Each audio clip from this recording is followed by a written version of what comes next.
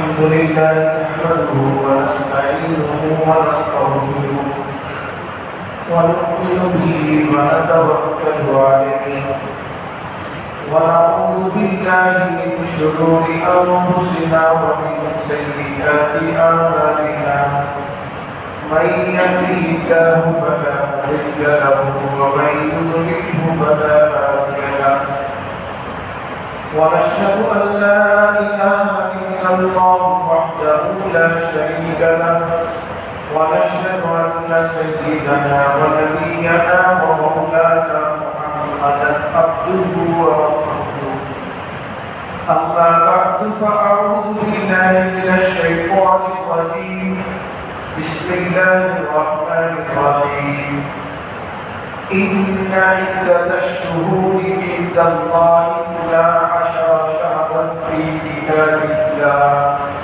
يوم خلق السماوات والأرض منها 4 حرم صدق الله العظيم قال رسول الله صلى الله عليه وسلم أفضل الصيام بعد رمضان شهر الله المحرم أو كما قال عليه الصلاة والسلام. بزرگان محترم اور میرے عزیز دوستو،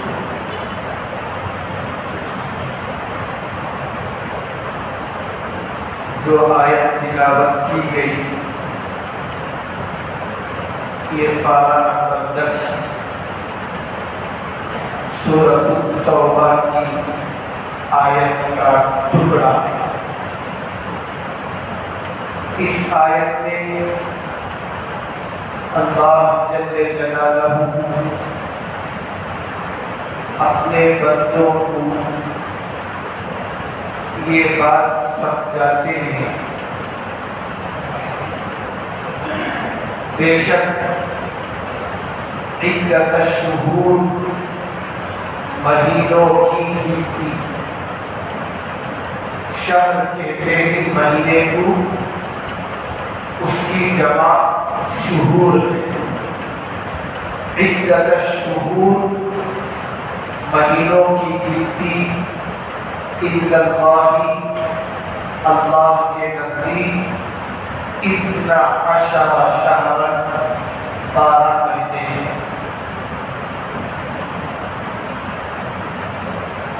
کب سے سال کے 12 مہینے بنائے گئے؟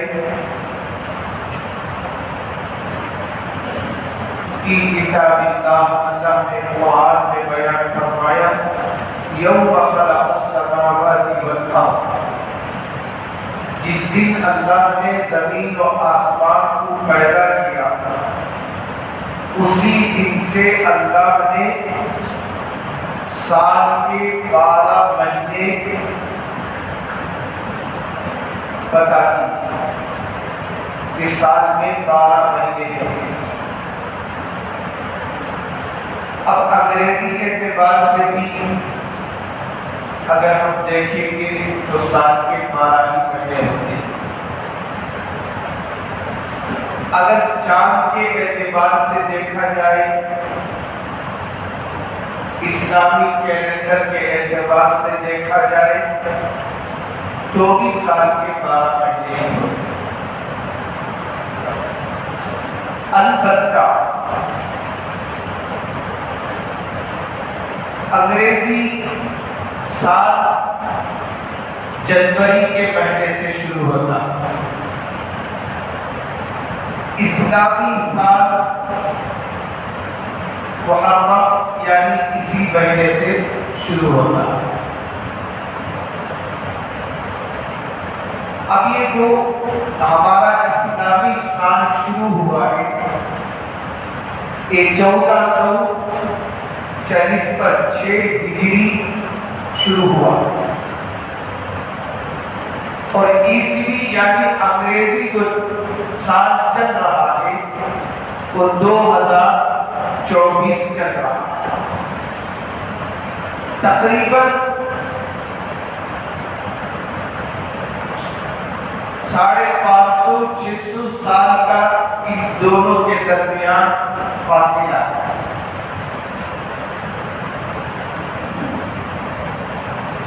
انگریزی سال حضرت عیسیٰ علیہ السلام کی پیدائش سے شمار کیا جاتا ہے۔ ہمارا اسلامی سال جو ہے وہ حضور اکرم صلی اللہ علیہ وسلم کی مدینہ ہجرت کرنے سے شروع ہوتا ہے، آپ کی پیدائش سے نہیں۔ آپ کی پیدائش سے اگر دیکھا جائے تو اور بھی 50 سال پہلے اسلامی سال شروع ہو جاتا ہے۔ اگر ہم بھی حضور کی پیدائش کے مطابق سال شروع کر دیتے تو ہم میں اور عیسائیوں میں کوئی فرق نہیں۔ ہمارے پاس تو حضور نے مکے سے جو مدینہ ہجرت کی وہاں سے اسلامی مہینہ شروع ہو جاتا ہے، اس لیے کہ ہجرت اسلام کے لیے بڑا برکت والا ثابت ہوا، اور ہجرت میں اللہ کی طرف سے یہ خاص مدد اور نصرت ہوتی ہے۔ اب اللہ کے نبی صلی اللہ علیہ وسلم مکے کے مشرکین سے، منافقین سے، کفاروں سے تنگ آ گئے۔ اللہ نے حضور کو مدینہ جانے کا حکم فرمایا، ہجرت کا حکم فرمایا۔ اب وہاں ہجرت کی تو الحمدللہ جور در جور لوگ اسلام کی طرف آنے لگے، یہاں تک کہ مدینے میں رہ کر حضور نے مکہ مکرمہ فتح کرنے کے لیے چلے، اور پھر مکہ مکرمہ فتح ہو گئے۔ تو ہجرت سے ہمارا سال شروع ہوتا ہے، اور محرم کا یہ جو مہینہ ہے بڑا احترام والا، عظمت والا مہینہ۔ کب سے عظمت والا بنا؟ فرماتے جس دن سے اللہ نے محرم کو پیدا کیا اسی تاریخ سے یہ مہینہ بڑا عزتوں والا، حرمتوں والا۔ زمانے جاہلیت میں بھی لوگ محرم کے مہینے کا ادب کرتے تھے۔ محرم کا مہینہ عزت والے مہینے میں شمار کیا جاتا ہے۔ زمانہ جاہلیت میں بھی 4 مہینے بڑے عزت والے سمجھے جاتے ہیں۔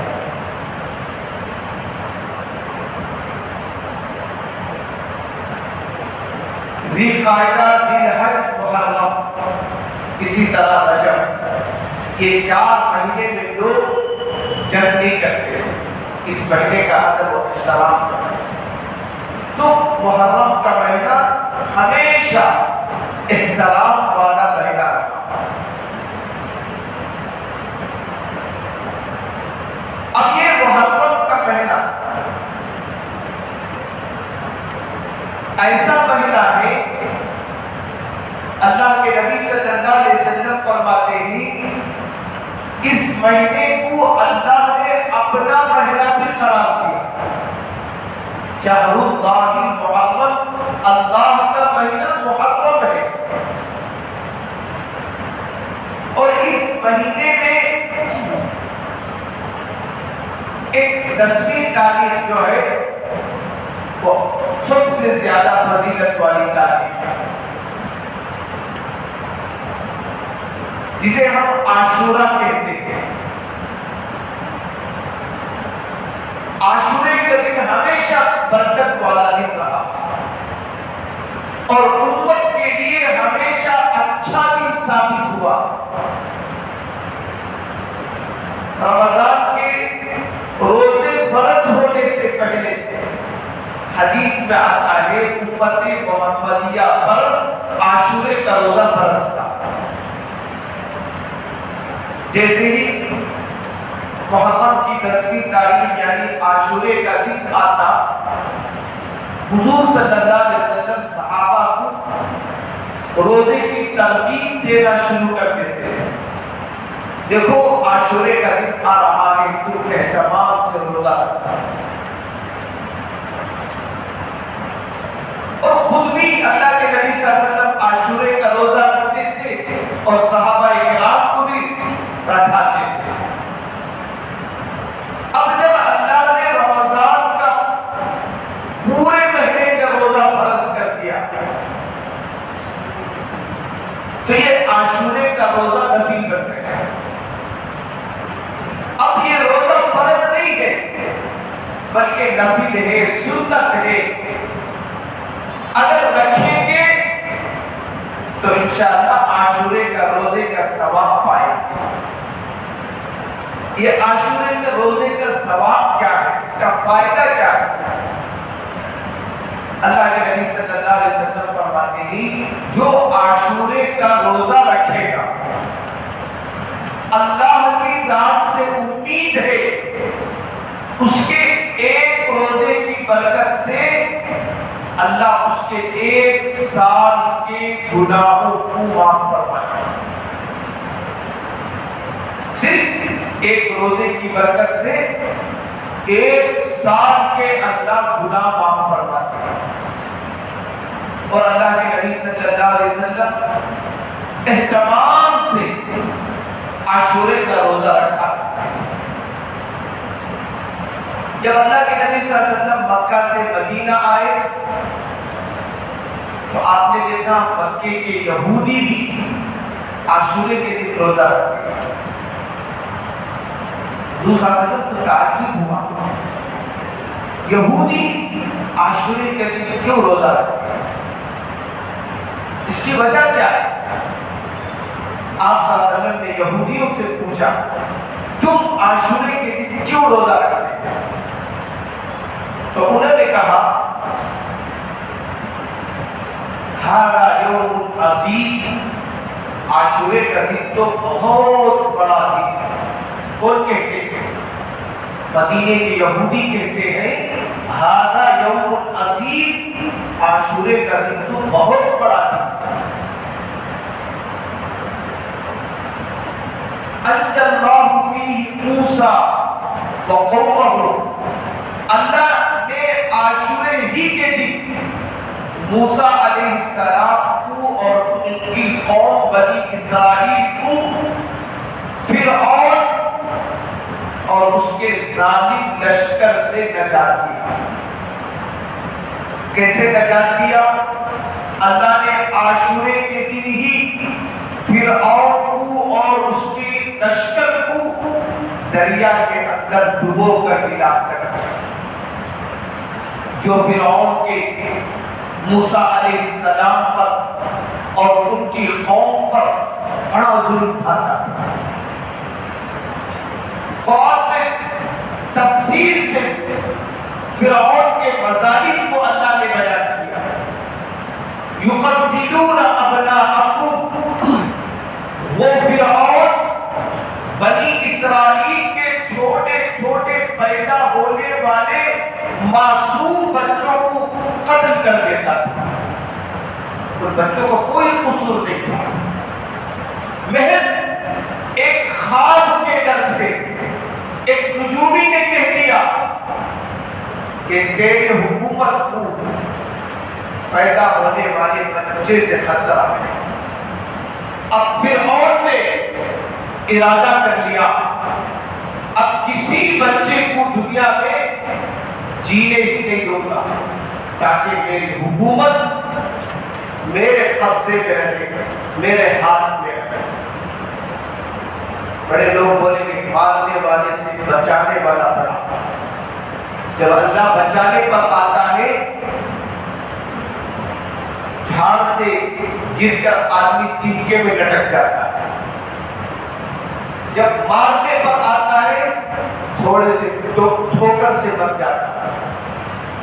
اب اس نے کیا کہا یقتلون ابناءکم، بنی اسرائیل میں جس گھر میں بھی بچہ پیدا ہوتا فرعون کے لشکر وہاں پہنچتے اس معصوم بچے کو ماں کے سامنے قتل کر دیتے. وَيَسْتَحْيُونَ نِسَاءَكُمْ، اور فرعون عورتوں کو زندہ رکھتا تھا، ان کے سامنے بچے قتل کر دیتا تھا، ان کے شوہروں کو، ان کے بھائیوں کو، ان کے بیٹوں کو قبضے میں کر لیتا تھا اور ان سے تکلیف والا کام لیتا تھا. اللہ نے بڑے تفصیل کے ساتھ فرعون کے مظالم کو بیان کیا جو اس نے بنی اسرائیل پر کیا. اب اللہ نے اس ظالم کو ڈبونے کے لیے جو دن انتخاب کیا، پسند کیا، وہ عاشورے کا دن ہے. چنانچہ واقعی مختصر کرتے ہوئے کہتا ہوں، یہودیوں نے کہا چونکہ ہمارے نبی، یہودی حضرت موسیٰ علیہ السلام کو نبی مانتے تھے، ہمارے نبی شکریہ میں عاشورے کا روزہ رکھتے ہیں، ہم بھی ان کی اتباع کرتے ہوئے عاشورے کا روزہ رکھتے ہیں. تو نبی کریم صلی اللہ علیہ وسلم نے صحابہ سے فرمایا وَنَحْنُ أَحَقُّ وَأَوْلَى، ہم تو موسیٰ علیہ السلام سے زیادہ موافقت رکھتے ہیں. چنانچہ حضور اکرم صلی اللہ علیہ وسلم نے بھی عاشورے کا روزہ رکھا. اور پھر اللہ کے نبی صلی اللہ علیہ وسلم نے دیکھا یہود بھی عاشورے کا روزہ رکھتے ہیں. ایک روایت میں ہے نصارہ بھی عاشورے کا روزہ رکھتے ہیں. تو نبی کریم صلی اللہ علیہ وسلم نے فرمایا کہ دیکھو یہود اور نصارہ بھی عاشورے کا روزہ رکھتے ہیں، ہماری عبادت ان کی عبادت کے مشابہ نہ ہو. حضور کو یہ پسند ہے، عبادت میں بھی یہود و نصارہ کی مشابہت آپ کو پسند ہے. آپ صلی اللہ علیہ وسلم نے صحابہ سے فرمایا لیکن بقیتو، اگر میں آئندہ سال باقی رہوں گا تو ضرور 9 محرم کو روزہ رکھوں گا. علماء فرماتے ہیں اس حدیث سے کہ عاشورے کا ایک روزہ فقط نہیں رکھنا چاہیے بلکہ اس کے ساتھ ایک اور روزہ جوڑ دو، تاکہ حضور صلی اللہ علیہ وسلم کی خواہش کے مطابق، آپ کے قول کے مطابق یہود و نصارہ کی مخالفت ہو جائے. اب علماء فرماتے ہیں جو آدمی عاشورے کا روزے کا اہتمام کرتا ہے اسے ایک روزے کا اور اہتمام کر لینا چاہیے جو روزہ کے عاشورے کے روزے سے ملا ہو. یا تو آگے سے ملا لے، 9-10 کو روزہ رکھ لے، یا 10-11 کو روزہ رکھ لے. حضور صلی اللہ علیہ وسلم کی خواہش پر، آپ کے قول پر عمل ہو جائے گا اور عاشورے کے روزہ رکھنے کی برکت سے اللہ پاک 1 سال کے گناہوں کو معاف فرما دے گا. اللہ تعالیٰ وقفے سے امت کو ایسے قیمتی دن اور قیمتی رات عطا کرتے ہیں تاکہ یہ امت ان راتوں کی، ان دنوں کی قدر کر کے اللہ سے مغفرت کرائے. عاشورے کا دن علماء فرماتے ہیں یہ بہت سے قوموں کو نجات والا دن بنا، بہت سے قوموں کو توبے کا دن بنا، اور بنی اسرائیل نے بھی اس دن سچی پکی توبہ کی. جب 100% بنی اسرائیل نے حضرت موسیٰ علیہ السلام کی بات مان لی، اللہ نے اسی دن فرعون کو غرق اور ہلاک کر دیا. تو عاشورے کا دن بنی اسرائیل کے توبے کی قبولیت کا دن رہا. تو ہمیں بھی کیا کرنا؟ عاشورہ رکھ کر، روزہ رکھ کر اللہ سے توبہ کرنا چاہیے. یہ روزہ فرض نہیں ہے، واجب نہیں ہے، اگر رکھیں گے تو اجر و ثواب کے مستحق بنو گے، اگر نہیں رکھیں گے گنہگار نہیں۔ روزہ رکھنا سب کو روزہ کی روزہ کی، یہ ہمارا روزے کی عادت بیکار ثواب ہے۔ ہمیں روزہ رکھی اجر و ثواب پانے کے لیے، اللہ کی رضا حاصل کرنے کے لیے۔ اب دوسرے 4 دن سے ہم نے روزہ کیا بتاؤں، کیا جھوٹ بولا، روزہ رکھا، اب روزہ کر بولتا نہیں تو روزہ رکھا تھا، وہ روزہ کر، روزے میں آ کر نہیں پوچھنا تم روزہ کیا، انہیں روزہ کیا۔ روزہ اللہ اور بندے کے درمیان کا معاملہ ہے۔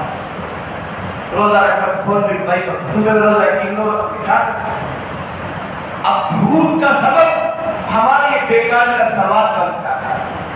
فرض و واجب نہیں ہے، ہاں رکھیں گے بڑی بڑی نیکیاں ملیں گی، بڑے بڑے گناہ معاف ہوں گے، اور معلوم نہیں کس کس کے لیے یہ عاشورہ آخری بن کر آئے۔ تو بہرحال عاشورے کی اتنی اہمیت ہے، اس دن روزہ رکھنے کا اہتمام کرنا ہے۔ باقی اللہ نے اس مہینے کو اپنا مہینہ قرار دیا۔ محدثین فرماتے ہیں جس مہینے کو اللہ اپنا مہینہ کہہ دے وہ مہینہ کیسا نحوست والا مہینہ ہو سکتا ہے۔ آج بھی امت کے عقیدے میں بگاڑ ہے۔ محرم کے مہینے میں آج بھی لوگ اچھے کام کرنے سے جھجکتے ہیں، زبان سے تو بولتے ہیں لیکن محرم بڑا اچھا مہینہ، لیکن اسی مہینے میں شادی رکھ لو، نہیں بات میں رکھے۔ عمل بتاتا ہے ان کا زبان ویسا نہیں ہے جیسا ان کے دل کے اندر ہے۔ محرم کا مہینہ برکت والا ہوتا ہے۔ اللہ کے نبی صلی اللہ علیہ وسلم نے فرمایا 3 چیزوں میں تاخیر نہ کرو۔ نمبر 1، جب نماز کا وقت ہو جائے اللہ کے اندر تاخیر نہ کرو، ورنہ شیطان نماز کو قضا کرا دے گا۔ دوسرا فرمایا جب جنازہ تیار ہو جائے کسی کے آنے کا انتظار مت کرو، اسرائیل تو آئے کام کر کے چلے گئے، ہمارا کام انہیں دفنانے کی تیاری کرنا ہے، نہ کہ لوگوں کا انتظار کرنا ہے۔ علماء فرماتے ہیں ایک نماز گزرنے سے پہلے میت کو قبر کے اندر پہنچا، اتنی بھی تاخیر کی شریعت میں گنجائش ہے۔ تیسرا فرمایا جب بچی کے لیے مناسب رشتہ آ جائے، رشتہ نہیں فرمایا بلکہ مناسب رشتہ آ جائے تو فرمایا دیر نہ کرو۔ اب ہمارے ہاں کیا ہوتا، مہینوں پہلے رشتہ طے ہو جاتا، محض عقیدے کے بگاڑ کی وجہ سے محرم کے مہینے کو چھوڑ دیتے، سفر کے مہینے کو چھوڑ دیتے، ربیع الاول کا انتخاب کرتے ہیں شادی کے۔ کیا ہے؟ دلوں کے اندر فساد ہے، فتنہ ہے۔ محرم کے مہینے میں رکھو، کرے تو کاتبی ہو جانا، سفر کے مہینے میں کرو تو کاتبی ہو جانا۔ اچھا ٹھیک ہے، محرم میں کاتبی ہو جانا، سفر میں کاتبی ہو جانا۔ اب آپ بتاؤ ربیع الاول سے لے کو شوال تک، محرم تک جتنے نکاح ہوتے ہیں کیا سب کے نکاح ہو چکی؟ ربیع الاول میں نکاح ہوا کسی کا خلا ہو گیا، شوال میں ہوا کسی کا طلاق ہو گیا، ذی القعدہ میں ہوا کسی کا شوہر انتقال ہو گیا۔ اچھے اور برے کا مالک اللہ ہے۔ جو آدمی اللہ پر بھروسہ کرتا ہے اسے چاہیے کہ مہینوں کو نہ دیکھے، کوئی مہینہ نحوست والا نہیں، کوئی دن نحوست والا نہیں، کوئی گھنٹہ کوئی لمحہ نحوست والا نہیں۔ نحوست ہمارے دماغوں میں چڑھا ہوا ہے۔ منحوس دن وہ ہے جس دن ہماری نمازیں قضا ہو جائے، جس دن ہم جھوٹ بولے، جس دن ہم لوگوں کو دھوکہ دے، جس دن ہم گناہ کریں، یہ دن چاہے وہ کون سا بھی مہینہ ہو، کون سا بھی دن ہو، ہمارے لیے برا نہیں ہے، ورنہ تو اللہ نے ہر دن کو ہمارے لیے خوشی کا دن بنایا، مسرت کا دن بنایا۔ اعمال جیسے ہوں گے وہ دن ویسا تمہارے اعمال نامے میں لکھا جائے۔ لہذا جو دیندار حضرات ہیں انہیں اس معاملے میں آگے آنا چاہیے، اپنے بچوں کا نکاح سفر میں کرنا چاہیے، محرم میں کرنا چاہیے۔ وقت نہیں ہے کہ بات کو آگے بڑھاؤں۔ محرم کے مہینے کے ساتھ آپ دیکھیں کہ کیلنڈر میں حرام لکھا جاتا ہے، وہاں حرام کے معنی وہ حرام نہیں جو حلال و حرام ہم بولتے ہیں، وہاں حرام کے معنی حرمت والا مہینہ، عزت والا مہینہ ہے۔ جیسے مسجد حرام کو مسجد حرام کہا جاتا ہے، عزتوں والی مسجد۔ مسجد حرام کے معنی کیا ہے؟ تمام مساجد میں سب سے زیادہ عزت والی مسجد مسجد حرام ہے، وہاں حرمت کے بارے میں۔ اور سفر کے مہینے کو آپ کیلنڈر میں دیکھیں گے، سفر کے ساتھ مظفر لکھا جاتا، کھانے کا مظفر بھی بہت دماغ ہوتا ہے۔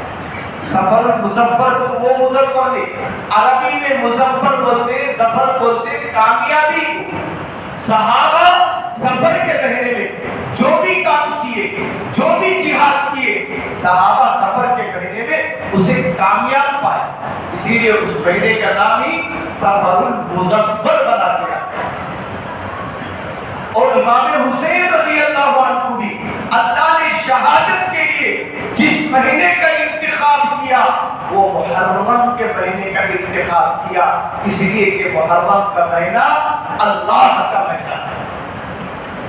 اللہ چاہتے تھے کہ میرے حبیب کے نواسے محرم میں شہید، چنانچہ اللہ نے عاشورے کے مبارک دن ان کو مبارک موت نصیب فرمائی۔ اللہ کا سبجل سے دعا ہے اللہ تعالیٰ ہمیں موت سے پہلے صحیح عقیدہ عطا فرمائے، اللہ تعالیٰ ہم سب کو صحیح عقیدوں کے مطابق زندگی نصیب فرمائے۔